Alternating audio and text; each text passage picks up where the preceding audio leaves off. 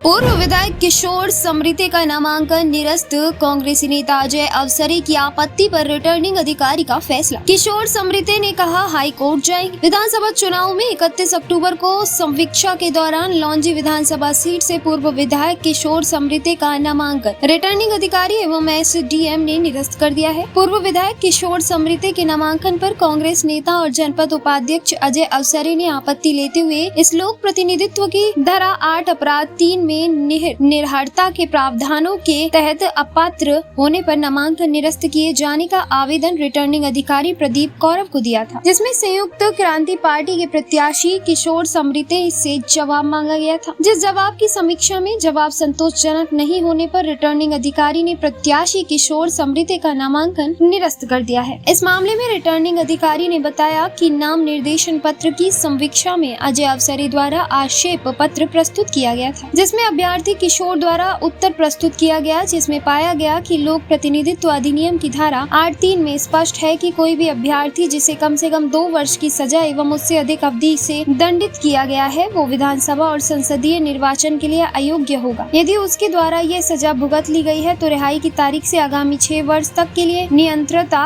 बनी रहेगी। मामले में साफ था कि अभ्यर्थी किशोर समृद्धि की सजा माफ नहीं की गई है, केवल सजा के निष्पादन पर रोक है, जो लोक प्रतिनिधित्व अधिनियम की धारा 8(3) के अनुसार चुनाव लड़ने के लिए अयोग्य है, जिस आधार पर रिटर्निंग अधिकारी के नाम निर्देशन पत्र को विधि सम्मत न पाते हुए अस्वीकृत कर दिया गया। इस मामले में पूर्व विधायक एवं अभ्यर्थी किशोर समृद्धि ने कहा कि उन्हें 22 दिसंबर 2009 को 6 साल की सजा हुई थी, जिसकी अपील अभी लंबित है। चूँकि कांग्रेस नेता राहुल गांधी को लेकर भी माननीय न्यायालय का निर्णय आया है, लेकिन उसमें अभी स्टे है, जबकि सुप्रीम कोर्ट की रूलिंग है कि 5 साल की सजा का पीरियड यदि पूरा हो गया है तो उसे अयोग्य करने का कोई नियम नहीं बनता है।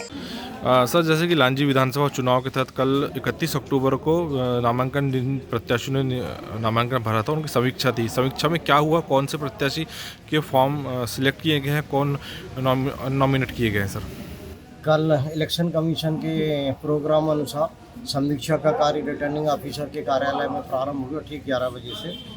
तो एक एक करके नाम निर्देशन पत्र की समीक्षा की जा रही थी।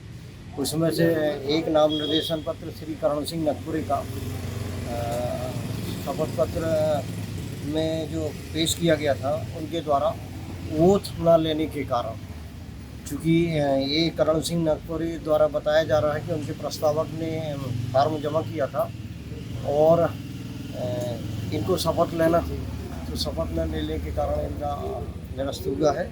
दूसरा एक आवेदन पत्र श्री राजकुमार नागेश्वर, इनकी भी 2 वर्ष से अधिक की दोष सिद्धि होने के कारण इनको आरपी एक्ट की धारा 8(3) के तहत दोष सिद्ध पाया गया है, तो इस कारण से इनका नाम निर्देशन पत्र निरस्त किया गया है।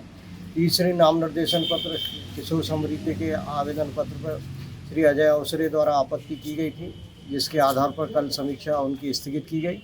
संबंधित किशोर समृद्धि जी को नोटिस भेजा गया, जवाब प्राप्त किया गया। जवाब प्राप्त करने के बाद आज पुनः ऑब्जर्वर महोदय की उपस्थिति में समीक्षा का कार्य प्रारंभ हुआ और तमाम तरह के दस्तावेजों के परीक्षण उपरांत यह पाया गया कि लोक प्रतिनिधित्व अधिनियम की धारा 8(3) के तहत वो भी दोष सिद्ध है।